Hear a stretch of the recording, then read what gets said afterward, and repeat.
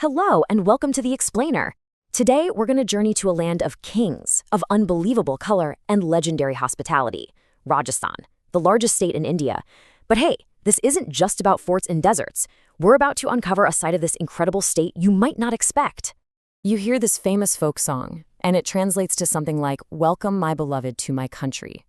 But it's so much more than just a beautiful melody, you know? It's an invitation. It really captures the soul of Rajasthan, a state known all over the world for its incredible warmth. And that feeling of welcome, that's the foundation for everything we're about to dive into. So, when you hear Rajasthan, what's the first image that pops into your head?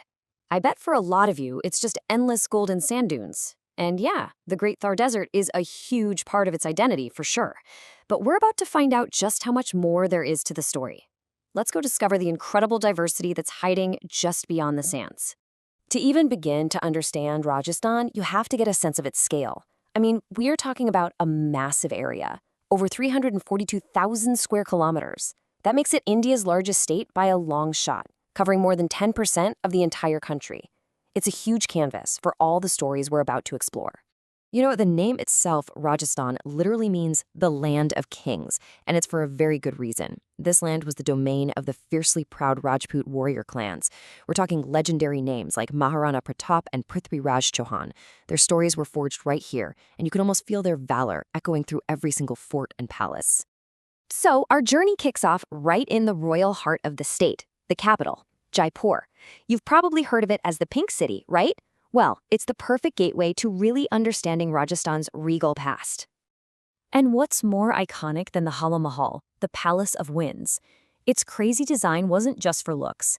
This stunning facade, with its 953 intricate windows, was actually a kind of elaborate screen.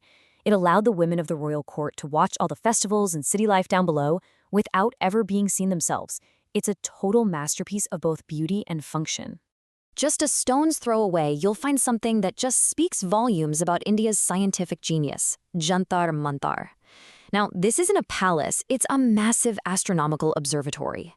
Each one of these giant stone structures is a precision instrument. And get this UNESCO World Heritage Site has the world's largest stone sundial, and it's still accurate to within a few seconds. Incredible, right? Inside the magnificent city palace, which is still home to Jaipur's former royal family, there's this amazing story. You see these two gigantic sterling silver urns? They're actually in the Guinness Book of World Records. When one of the Maharajas traveled to England, he had 14,000 silver coins melted down just to make these so he could carry sacred water from the Ganges with him. Talk about traveling in style. Okay, now it's time to completely flip the script on that classic desert image. We're leaving the sand behind for a bit and heading to a totally different side of Rajasthan, one that's all about serene lakes and lush green hills. And this is where you really see the state's mind-blowing contrasts. On one hand, you've got Udaipur, the White City, an oasis of calm, the city of lakes, surrounded by the green Aravalli Hills. And on the other, you have Jaisalmer, the Golden City, a fortress that literally rises right out of the sands of the Thar Desert. Two cities, one state, but they feel like two completely different worlds. Okay, quick question for you. Think of the world's Great Walls. China's comes to mind immediately, of course. But what if I told you the second longest continuous wall on the entire planet is right here, in Rajasthan?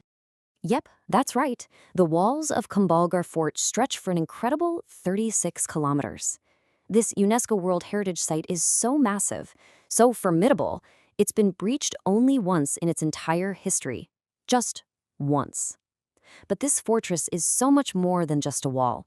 It's the birthplace of the legendary warrior Maharana Pratap. So we've seen the lakes and the hills, and now it's time to dive headfirst into the image Rajasthan is most famous for. Let's journey into the heart of the Thar Desert, the empire of golden sands, to really see the life and culture that thrives there. This is Sonar Kila, the Golden Fort of Jaisalmer. And what makes it totally unique is that it's not just some historical monument. It's one of the last living forts on Earth. I mean, a whole community of almost 5,000 people still lives and works within its ancient honey-colored walls, just like their ancestors did for centuries. Life out here in the Thar is this amazing blend of adventure and deep devotion. By day, you can go on a safari across the dunes, camel or jeep, your pick. By night, you can camp out under a breathtaking blanket of stars. And right in the heart of this landscape, you'll find these places of incredible faith, like the Tanot Mata Temple, a revered shrine that's actually protected by the soldiers of the Indian Army. Beyond the big forts and palaces, Rajasthan just explodes into a kaleidoscope of culture, faith, and wildlife. So let's quickly explore some of the vibrant threads that make up the fabric of this state.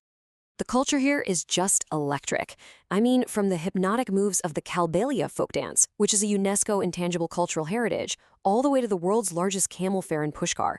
It really is a land of vibrant festivals, amazing food, and art that tells the stories of its past. And now for something, well, something you just won't believe. This number, over 25,000. What is it? That's the estimated population of rats at the Karni Mata temple. Yeah, rats. And here, they're not pests at all. They're revered, considered sacred. They're believed to be the reincarnated children of the goddess Karni Mata. It's truly wild. The spiritual landscape is just as diverse. You can visit the Ajmer Sharif Dargah, a Sufi shrine that's respected by people of all faiths. Then you can travel to Pushkar, which has a super rare temple for the creator god Brahma.